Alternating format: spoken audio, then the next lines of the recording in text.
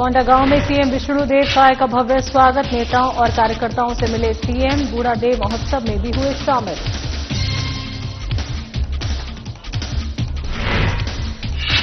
सीहोर में एसआईआर की बड़ी रफ्तार। कई बीएलओ बने उत्कृष्ट प्रदर्शन के उदाहरण। कलेक्टर ने सभी बीएलओ को किया प्रोत्साहित।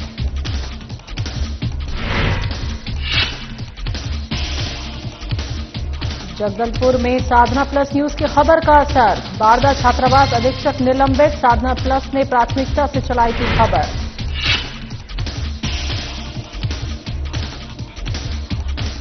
छत्तीसगढ़ आंध्र बॉर्डर पर मुठभेड़। जवानों ने 6 नक्सली किए ढेर। खूंखार नक्सली हिडमा भी ढेर।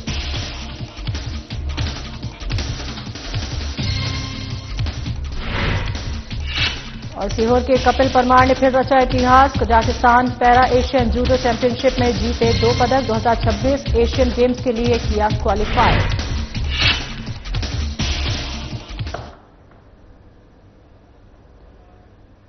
नमस्कार, स्वागत है आप सभी का। मैं हूं आपके साथ शैलजा त्यागी। तो आपको बता दें कि कोंडागांव में सीएम साय पहुंचे, जहां पे उनका भव्य स्वागत किया गया। तो वन मंत्री और शिक्षा मंत्री भी उनके साथ मौजूद रहे।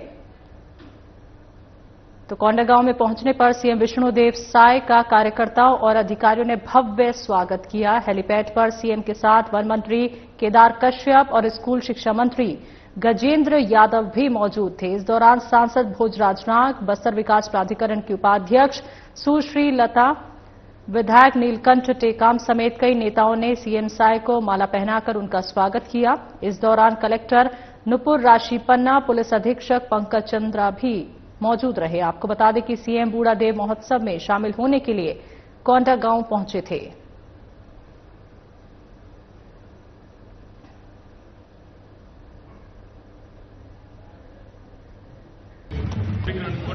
आज कोंडागांव जिले को 127 करोड़ रुपए के विकास कामों का सौगात मिला है, जिसमें लोकार्पण और भूमि पूजन दोनों तरह के काम हैं। मैं समस्त कोंडागांव वासियों को बहुत बहुत इसके लिए बधाई देता हूँ, शुभकामनाएं देता हूँ। और आज सौर अखाड़ा समाज के द्वारा यहाँ पर बूढ़ादेव महोत्सव का भी आयोजन किया गया है, जिसमें भी हम लोगों को आमंत्रित किए थे। मैं सौर अखाड़ा समाज को बहुत बहुत धन्यवाद देता हूँ, शुभकामनाएं देता हूँ। और मजबूत हो और उत्तरोत्तर विकास गाड़ा समाज करे, ऐसा हम उनको बहुत बहुत शुभकामनाएं देते हैं। सर, कोंडागांव जिले का लगभग 100 साल हो गए हैं। पूरे प्रदेश में इकलौता जिला है, भूमि बंदोबस्त आज तक नहीं हो पाया, जबकि गजट में भी आ गया है 2023 का। अब जो भी आवश्यकता होगी, लगातार हम लोग प्रदेश में रिफॉर्म ला रहे हैं। आप सबको मालूम है कि जमीन रजिस्ट्री वगैरह में भी क्रांति लाए हैं। तो धीरे धीरे जैसा जैसा आवश्यकता महसूस होगा, वैसा वैसा सरकार रिफॉर्म लाएगी। तो मांगलिक भवन में बीएलए 2 की बैठक हुई और इसमें एसआईआर को लेकर चर्चा भी की गई। आपको बता दें, खबर मोहन बड़ौदिया से है, जहां शाजापुर विधायक ने एसआईआर को लेकर बीजेपी मंडल मोहन बड़ौदिया के बीएलए 2 की बैठक ली, जिसमें एसडीएम मनीषा वास्कले, तहसीलदार दिव्या जैन, बीजेपी मंडल अध्यक्ष जगदीश पाल समेत बीएलए 1 और बीएलए 2 मौजूद रहे। तो विधायक अरुण भीमावद ने मीडिया से चर्चा की।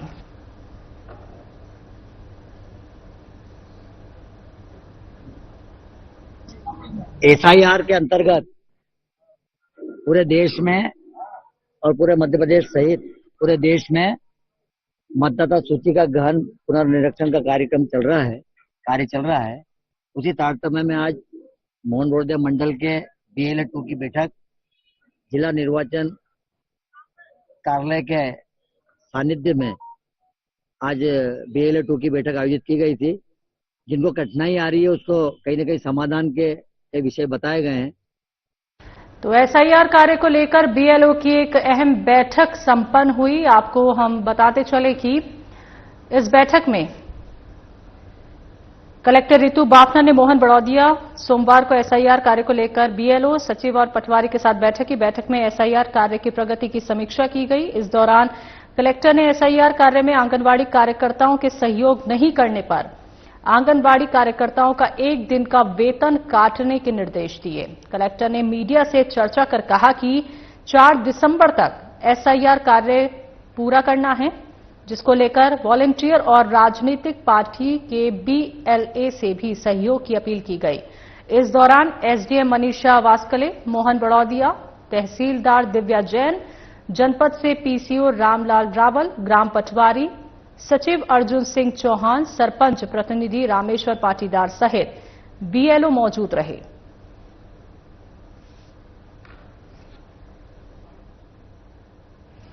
एसआईआर का एक बहुत महत्वपूर्ण काम इलेक्शन कमीशन के माध्यम से पूरा जो हमारा शासकीय अमला है उसमें जुटा हुआ है, जिसके अंदर हर एक व्यक्ति का 2003 मतदाता सूची से मैपिंग होना है और उसमें बीएलओ, पंचायत सचिव, जीआरएस, आंगनवाड़ी कार्यकर्ता, पटवारी, कोटवार, जितना शासकीय अमला है गांव का वो भी लगा हुआ है और साथ ही साथ हमारे जो बीएलएज हैं, जो समस्त राजनीतिक पार्टी है उनके बीएलएज को भी हम हर जगह बता रहे हैं कि वो भी एक्टिवली इसमें पार्टिसिपेट करें और अपने हर बूथ पर कम से कम 5 से 10 वॉलंटियर्स पंचायत की साइज अनुसार वॉलंटियर्स लगाएं ताकि फॉर्म फिल करने में हमें आसानी रहे। ये कार्य हमें 4 दिसंबर तक करना है और ये बहुत ही प्रमुख कार्य है जो इलेक्शन कमीशन के माध्यम से दिया गया है और इसको हमें पूर्णता की स्तर पर लेकर जाना है। कार्य में प्रगति हो रही है, लेकिन कई जगह पंचायत सचिव, जीआरएस, आंगनवाड़ी कार्यकर्ता काम नहीं कर रहे हैं। तो आपको बता दें कि साधना प्लस न्यूज की खबर का असर देखने को मिला है, क्योंकि एक बड़ी कार्रवाई यहां पे की गई है। तो आपको बताते चले, खबर छत्तीसगढ़ के बस्तर जिले से है, जहां बकावंज ब्लॉक में स्थित बारदा छात्रावास के संचालन में भारी लापरवाही की जा रही थी, जिसकी खबर साधना प्लस ने प्राथमिकता से चलाई थी। खबर चलने के बाद प्रशासन हरकत में आया और बारदा हॉस्टल के अधीक्षक को निलंबित कर दिया। तो दरअसल कुछ दिन पहले इस हॉस्टल की किचन में गर्म तेल से छात्र के जलने का मामला सामने आया था, जिसके बाद सहायक आयुक्त ने मामले में जांच के आदेश दिए थे और जांच में हॉस्टल के संचालन में लापरवाही के तथ्य सामने आए।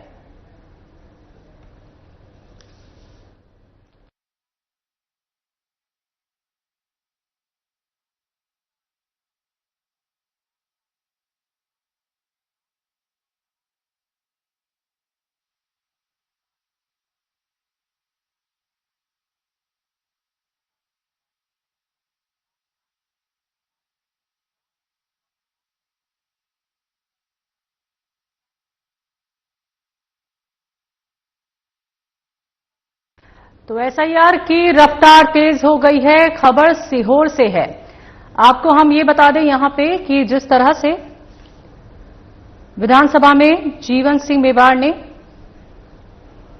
तमाम प्रक्रिया पूरी करी और तेजी और प्रतिबद्धता के साथ किए गए इन कार्यों ने जिले में एसआईआर प्रक्रिया को तेज गति दी है। कलेक्टर बालागुरु के निरंतर मार्गदर्शन में ये बीएलओ न केवल अपनी जिम्मेदारियों को समय से पहले पूरा कर रहे हैं, बल्कि जिले के अन्य बीएलओ के लिए प्रेरणा स्रोत भी बन रहे हैं। कलेक्टर बालागुरु के ने सभी बीएलओ को प्रेरित करते हुए कहा कि यदि इसी प्रकार सभी बीएलओ सक्रिय और समर्पण के साथ कार्य करें तो जिले के लक्ष्य निर्धारित समय से पहले ही पूरे किए जा सकते हैं। तो इन बीएलओ की उत्कृष्ट उपलब्धियां जिले के लिए गर्व का विषय हैं और ये साबित करती हैं कि टीम वर्क, प्रतिबद्धता और तकनीक के समन्वय से किसी भी बड़े कार्य को सफलतापूर्वक किया जा सकता है।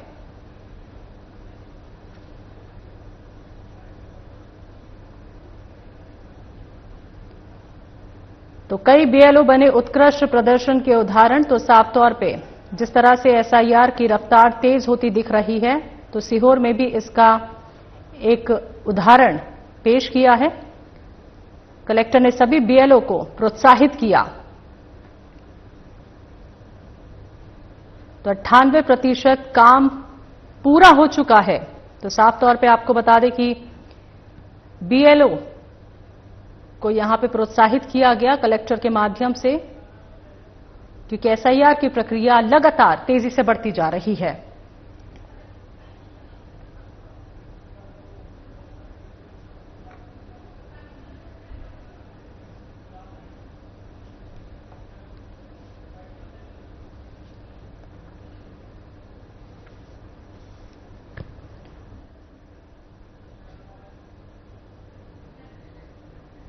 तो कांग्रेस भवन में एक बैठक का आयोजन किया गया। ये बैठक जो है वो बीएलओ की बैठक थी और एसआईआर को लेकर ये बैठक संपन्न हुई।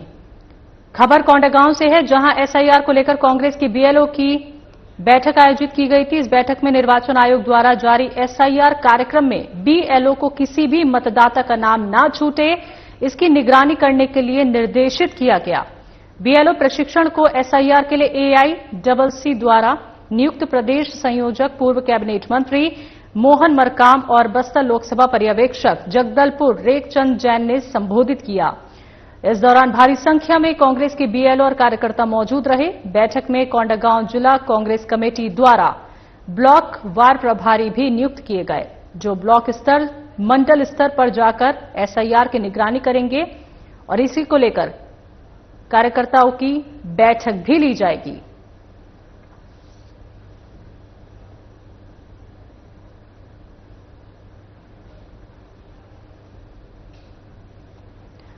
तो आपको बता दें कि लगातार एसआईआर की प्रक्रिया जिस तरीके से तेज होती जा रही है, उसी को लेकर जगह जगह बैठकें हो रही हैं। तो कोंडागांव में कांग्रेस भवन में बीएलए की बैठक हुई और एसआईआर को लेकर ये अहम बैठक यहां पे की गई है।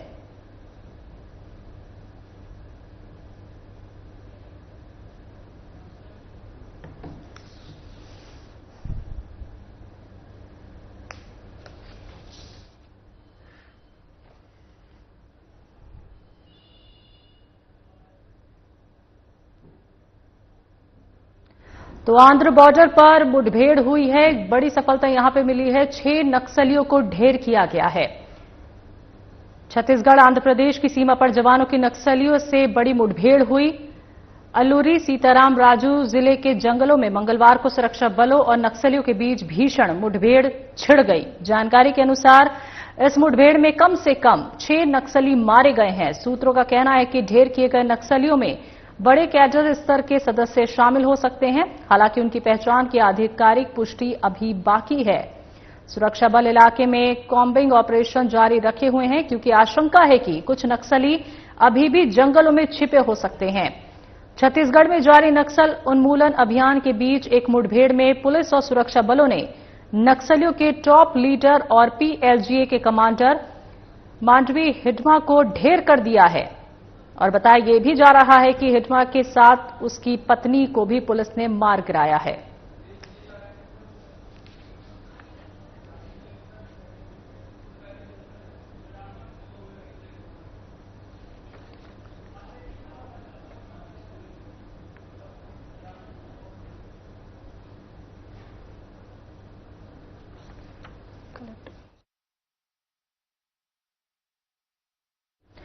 तो कलेक्टर कार्यालय पर विरोध प्रदर्शन देखा गया है।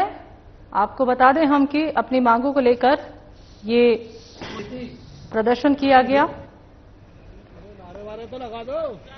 तो साफ तौर पे प्रदर्शन कर रहे लोगों का ये कहना है कि ये प्रदर्शन जारी रहेगा जब तक उनकी मांगे पूरी नहीं होती। तो पशु चिकित्सा क्षेत्र के लोगों ने ये प्रदर्शन किया।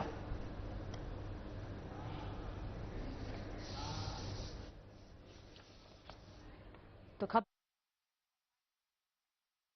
कलेक्टर कार्यालय पहुंचे और विभाग द्वारा जारी किए गए फरमान को लेकर विरोध जताया। दरअसल रोज 20 कृत्रिम गर्भाधान अनिवार्य किए जाने से अधिकारियों में नाराजगी है। जिले भर से आए सहायक पशु चिकित्सा क्षेत्र अधिकारियों ने कलेक्ट्रेट परिसर में पहुंचकर पहले नारेबाजी की और इसके बाद विभाग के इस फरमान को अमानवीय बताते हुए इसे वापस करने की मांग की। तो मीडिया से बातचीत में अधिकारियों ने बताया कि एक कृत्रिम गर्भाधान करने में 1 घंटे का समय लगता है। ऐसे में हर रोज 20 कृत्रिम गर्भाधान किए जाना संभव नहीं है।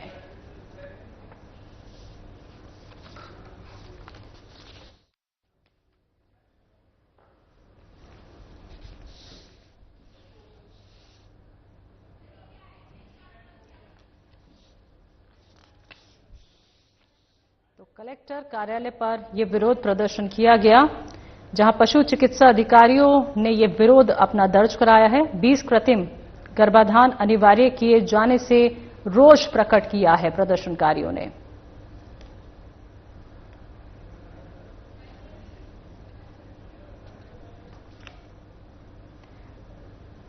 तो जिले भर से आए सहायक पशु चिकित्सा क्षेत्र अधिकारियों ने कलेक्ट्रेट परिसर में पहुंचकर पहले नारेबाजी की और इसके बाद विभाग के इस फरमान को अमानवीय बताते हुए इसे वापस करने की मांग की।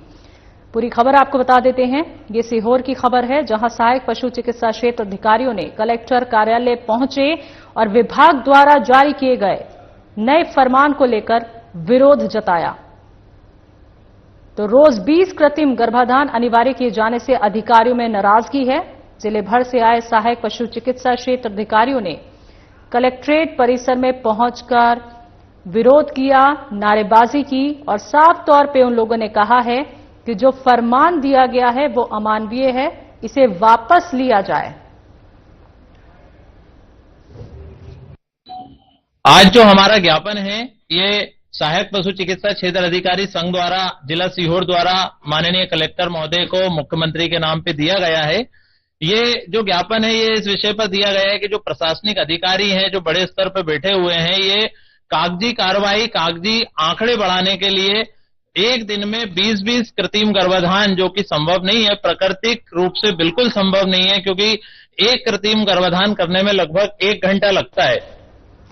महासमुंद के कौवाझार गांव में सड़क की मांग अब सिर्फ मांग नहीं रही बल्कि आंदोलन की रूप ले चुकी है, क्योंकि बरसात आते ही इस गांव के लोगों की जिंदगी रास्ते के अभाव में घर में कैद हो जाती है। इस समस्या के समाधान के लिए ग्रामीणों ने आंदोलन का रुख अख्तियार कर लिया है। देखिए कौवाझार की सड़क संग्राम पर हमारी खास रिपोर्ट।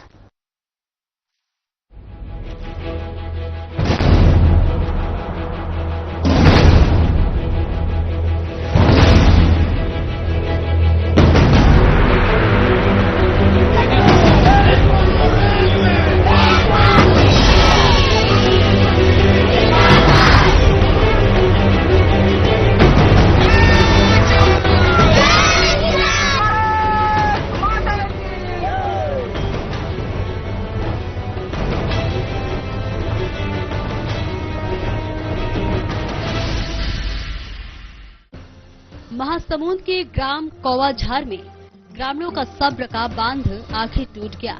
कौवाझार गांव में मूलभूत सुविधाओं की कमी होने के कारण इस गांव के ग्रामीण बेहद परेशान रहते हैं। ग्रामीणों के मुताबिक गांव में सड़क, शिक्षा, चिकित्सा, बिजली के साथ साथ पेयजल की समस्या से ग्रामीण जूझ रहे हैं। इस समस्या के समाधान के लिए ग्रामीणों ने शासन प्रशासन से न्याय की गुहार लगाकर थक चुके हैं, लेकिन कई साल बीत जाने के बाद भी शासन प्रशासन की तरफ से ग्रामीणों को सिर्फ आश्वासन ही मिला।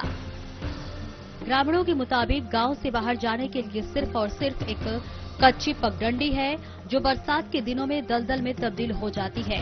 इसी समस्या से तंग आकर ग्रामीणों ने आज सड़क निर्माण की मांग को लेकर जोरदार धरना प्रदर्शन किया। क्या कुछ आश्वासन मिला आपको? अभी तो मेरे सामने में तहसीलदार तो नहीं बोल रहे हैं, जब उसको देना चाहिए। हम मांग करने आए थे, 1 घंटा कहते कहते अभी आया है, बहुत मुश्किल से, इतना परेशानी से हम वहां से आए हैं पैदल चलते चलते, 1 घंटा कहते कहते 2 घंटे में आए। उसके बाद आप लोग के सामने जो बोलना है वो बोल दो, उसको इनकार करे। वो क्यों नहीं बोलना चाहता है, एक्चुअली वही पूछना चाहता हूँ, वो क्यों नहीं बोलना चाहते, मतलब समझो वो मिला हुआ है। गांव से बाहर जाने के लिए सड़क न होने के कारण मरीजों को अस्पताल, बच्चों को स्कूल और युवाओं को रोजगार के लिए बाहर जाने में तमाम दिक्कतों का सामना करना पड़ता है। सड़क निर्माण की मांग को लेकर ग्रामीणों ने अब मोर्चा खोल दिया है। सड़क की मांग को लेकर ग्रामीणों ने आंदोलन के रूप में विरोध प्रदर्शन किया। इस प्रदर्शन में युवाओं के साथ साथ बच्चों और बुजुर्गों ने भी हिस्सा लिया। अभी तक तो हमें बस यही आश्वासन मिला है मैम कि हम उसका टीम गठित कर रहे हैं, उसके बाद हम गांव में जांच के लिए जाएंगे। अभी उसका भी गारंटी है या नहीं, उसका भी कोई ये नहीं है। भाई यहाँ आप लोगों के सामने तहसीलदार साहब को स्वयं आकर के इंटरव्यू देना चाहिए। हम तो ये चाहते हैं ना कि जल्द से जल्द हमारे गांव का जो मामला है वो सुलझ जाए और हमारे गांव में रोड निर्माण हो, ताकि हमें आने जाने में असुविधा का सामना जो करना पड़ रहा है वो अच्छे से संलग्न हो जाए। बस क्या लगता है हो जाएगा? आज तहसीलदार के पास आप लोग ज्ञापन सौंपे हो, ज्ञापन सौंपने के बाद क्या आपको लगता है कि आपका कार्य हो पाएगा? अब उम्मीद में तो दुनिया टिका है, लेकिन 1 माह पूर्व कलेक्टर साहब से रूबरू होकर आमने सामने आवेदन दिए थे हम लोग, लेकिन हमारे सामने तहसीलदार साहब को तुरंत जांच में लेने के लिए उसको तुरंत फाइल को दिया गया था, लेकिन अभी तक उसके बारे में कोई जांच नहीं हुआ, न उसके बारे में हमारे गांव में कोई जांच में गया है कोई अधिकारी, फिर दोबारा हमको इसीलिए पूरा गांव को उठकर यहाँ आना पड़ा। 1 महीने तक आप लोगों ने जंग लड़ा है, तो आगे कुछ नहीं होगा तो क्या करोगे?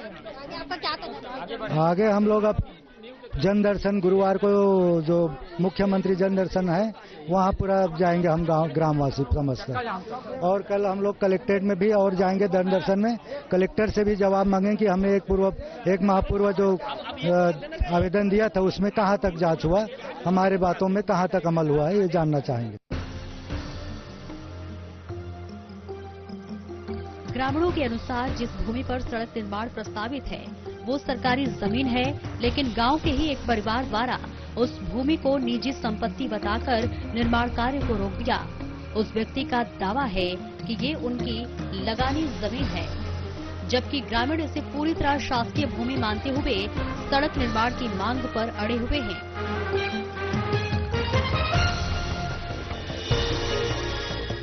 ग्रामीणों की इस लड़ाई पर सरकार का अगला कदम क्या होगा, ये आने वाले दिनों में साफ होगा। फिलहाल कौवाझार की उम्मीदें प्रशासन की ओर टिकी है। ब्यूरो रिपोर्ट, साधना प्लस न्यूज। अमरवाड़ा नगर में स्थित रोजगार मुखी संस्था अंबुजा फाउंडेशन सेडी द्वारा बेरोजगार युवक और युवतियों को रोजगार प्रदान किया गया। संस्था के senior placement officer Rajkamal Jain ने बताया कि न्यू झील फैशन छायन धार ने 15 युवक युवतियों को सिलाई मशीन ऑपरेटर के पद पर, धुत ऑटो कंपोनेंट्स औरंगाबाद में 7 प्रशिक्षणार्थियों को machine operator, Bhagirath Bajaj private limited Indore में 5 को टेक्नीशियन और ट्राइडेंट बुधनी में 3 युवतियों को सिलाई मशीन ऑपरेटर के पद पर रोजगार मिला है। इससे प्रशिक्षणार्थियों के परिवार में खुशी की लहर है और अभिभावकों द्वारा संस्था के कार्य की प्रशंसा की जा रही है। संस्था द्वारा प्रशिक्षण प्राप्त करने के बाद रोजगार प्रदान किया गया है, जो कि निरंतर चल रहा है।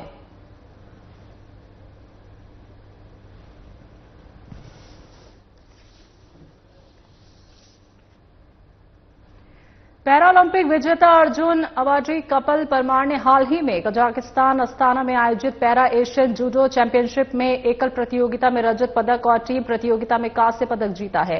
कपिल परमार ने 2024 पैरालंपिक में भी कांस्य जीता है और अब 2026 एशियन गेम्स के लिए क्वालिफाई किया।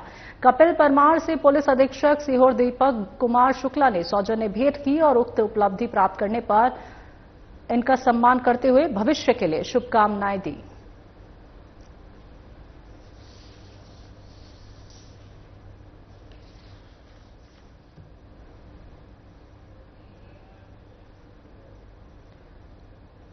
खबर शिवपुरी जिले के बदरवास थाना क्षेत्र से है, जहां गदेरा रामपुरी में 28 वर्षीय नरीबाई ने पति और ससुराल पक्ष की प्रताड़ना से तंग आकर फांसी लगाकर आत्महत्या कर ली। घटना के बाद बदरवास पुलिस ने पति और ससुराल पक्ष के सदस्य सहित सभी आरोपियों को गिरफ्तार कर जेल भेज दिया है। थाना प्रभारी ने बताया कि मृतका नरीबाई के पति, देवर और ससुराल की 2 महिला पर प्रताड़ना के कारण आत्महत्या के लिए उकसाने का आरोप है। तो 15 नवंबर 2025 को मर्ग क्रमांक 51/25 धारा में केस दर्ज किया गया। तो जांच में सामने आए तथ्यों के आधार पर मामला दर्ज किया गया है। घटना की गंभीरता को देखते हुए पुलिस अधीक्षक अमन सिंह राठौर ने आरोपियों की तत्काल गिरफ्तारी के निर्देश दिए थे और इन निर्देशों के बाद अतिरिक्त पुलिस अधीक्षक संजीव मुले और एसडीओपी संजय मिश्रा के निर्देशन में बदरवास थाना पुलिस की टीम ने 16 नवंबर को सभी 4 आरोपियों को गिरफ्तार कर जेल भेज दिया है। 185 बीएनएस के तहत कायम किया गया था। प्रकरण की गंभीरता को देखते हुए श्रीमान पुलिस अधीक्षक महोदय शुक्री एवं अतिरिक्त पुलिस अधीक्षक महोदय शुक्री द्वारा प्रकरण में आरोपियों की जल्द गिरफ्तारी हेतु निर्देशित किया गया था। इसी तारतम्य में आज दिनांक 16/11/25 को एसडीओपी महोदय कोलरा श्री संजय मिश्रा सर के नेतृत्व में बदरवास थाने की टीमों ने लगातार प्रयास करके प्रकरण के 4 आरोपियों कानीलाल भी एवं दुर्गेश एवं अन्य 2 आरोपियों को गिरफ्तार कर माननीय न्यायालय पेश किया। उपरोक्त संपूर्ण कार्रवाई में ASI Rakesh Shivare, ASI Satyendra Jadavan, ASI Makheniya एवं आरक्षक दीनू रघुवंशी का महत्वपूर्ण योगदान रहा। तो खबर शिवपुरी से है, जहां बदरवास थाना पुलिस एक्शन मोड में है। दरअसल पुलिस ने फर्जी बिल तैयार कर अवैध डीजल सप्लाई करने वाले गिरोह का भांडाफोड़ किया है और मामले में 2 आरोपियों को जेल भेज दिया है। बता दें, पुलिस ने गुप्त सूचना के आधार पर यह कार्रवाई की और ईश्वरी हाईवे पुल पर नाकाबंदी के दौरान गुना तरफ से आ रही पिकअप को तलाशी के लिए रोका गया, जिसमें से पुलिस को 12 ड्रमों में करीब 2160 लीटर अवैध डीजल बरामद किया। डीजल परिवहन की दस्तावेज न होने पर पुलिस ने आरोपियों को गिरफ्तार कर माल को जब्त कर लिया है।